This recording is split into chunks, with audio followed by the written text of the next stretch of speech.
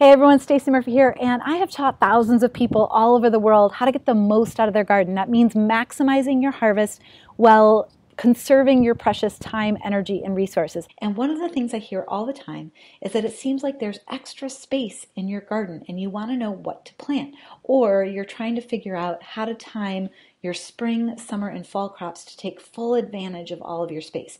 When you have a small growing space, you have to take advantage of every little nook and cranny in your garden, right?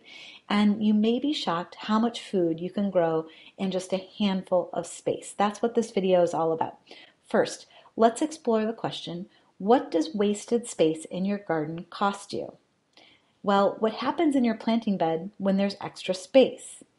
Weeds. Weeds typically happen when you have open space in your garden because you always have weed seeds in your soil. It's just a matter if you give them space to grow or not.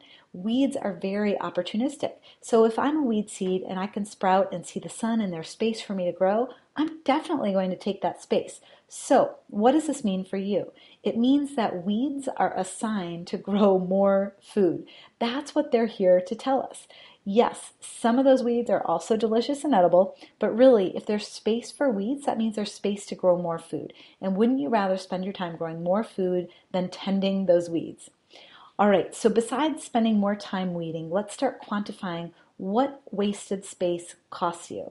And let's start small. What could you grow in 6 inches of space?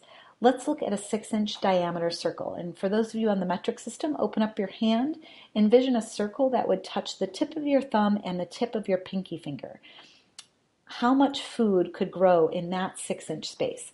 Now, these numbers are going to vary depending on the number of growing days in your season, but assuming you have 150 days in your growing season, which is about 5 months, you could grow 1 pound of carrots in that 6-inch space. You could grow 3 pounds of celery, 6 pounds of leeks, or 3 pounds of chard. And you have other options depending on what your favorite vegetables are. Your yields are obviously going to vary based on a lot of factors, but these are numbers that beginners could strive for. And these are pretty easy crops to grow, with the exception that carrots are a little tricky to germinate sometimes. So now let me ask you a question.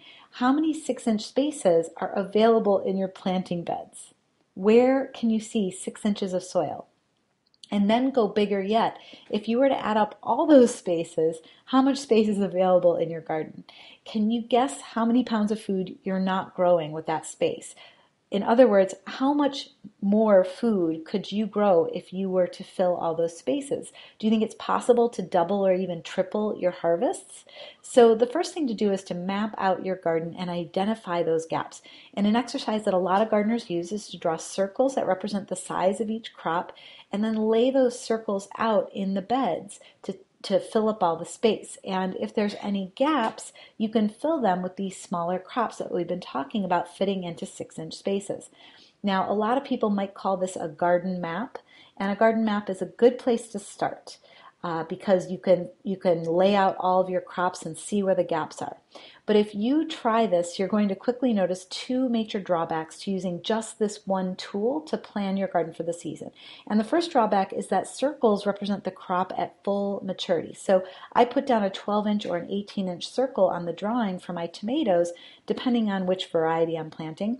But when that tomato is still a teenager and it's small, there's lots of other soil space all around that plant that could be filled with other food. And also when the tomato is older and the roots are growing deeper, and if I've pruned it well, there's space underneath that tomato plant to grow basil, parsley, carrots, etc. So that's the first major drawback to a garden map, is that there's more space than you realize around that plant in its lifetime.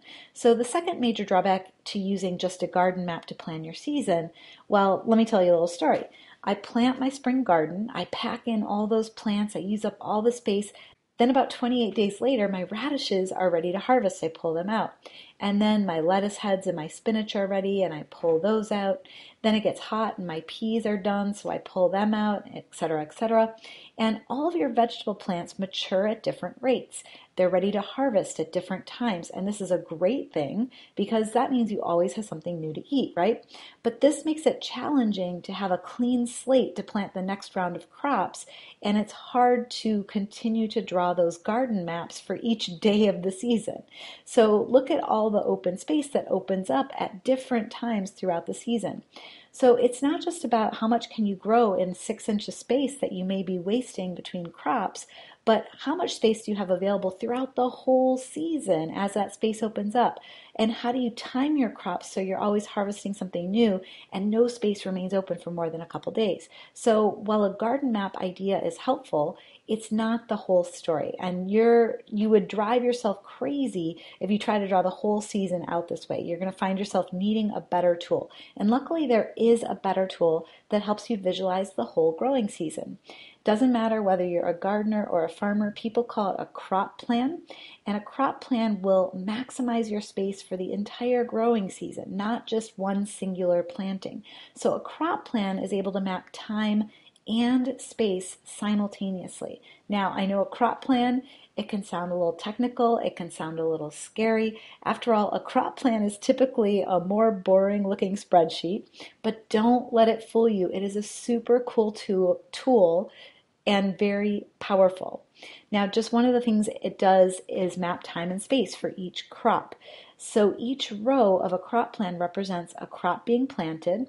There's a visual calendar that shows when exactly it will be planted, when exactly it will be harvested. So then you can see exactly when there's space for something else to grow. Now, it takes an afternoon or a day to complete your crop plan, depending on how big your garden space is. Once it's complete, you can put all those dates on your calendar, and you can list everything you will seed, transplant, and harvest each week. Now, at this point, I totally automate my planting calendar. I create alarms each week that say, today you will transplant the beets, harvest the arugula, radish, and chard, etc. So during the growing season, I don't even have to think about what I need to do. I just let the reminders tell me what to go out and do in my garden. And now I've got a roadmap for the whole season. It's all planned out. I just do what's on the checklist each week. So this is how you maximize yield by filling all those gaps in your planting beds. And this is how you reduce your efforts in the garden each week by translating your crop plan into a weekly checklist. So you're going to focus on the activities that are growing food, seeding, transplanting, and harvesting. And the best part is you really only have to do this once if you create a great plan. You can do the exact same thing next year. You simply rotate the plan so you're growing each plant in a new place next year, and you reuse the plan and the calendar you already created. You don't have to start from scratch every year. You just create a robust and awesome crop plan and reuse it. That alone saves me so much effort each and every year. Think of what else you could do with all that time. Maybe make some sauerkraut, right? With all that cabbage you're going to be growing. So a crop plan is kind of like having autopilot for your garden or a GPS system. It tells you exactly what to do. And because you do the same thing each year, it takes less and less time as you get used to the plan. If you want a shortcut creating your plan, simply grab my video training below. It includes my done-for-you templates so you can try my crop plan on for size. And I've taught hundreds of people all around the world how to take these templates and adapt them to their specific growing conditions. So this can work for you wherever you are. And as part of this offer, I'm taking the template and I'm starting from scratch and I'm going to adapt it to a new location. So you can watch over my shoulder as I share my screen so you can see exactly what to do step by step. And my templates are modular. They're for 100 square feet or 10 square meters if you're on the metric scale. And you can just scale them depending on how big your space is. So click the button for immediate access to this video training and all my templates. And I look forward to seeing all the things that you're going to grow this year, your most abundant harvest yet.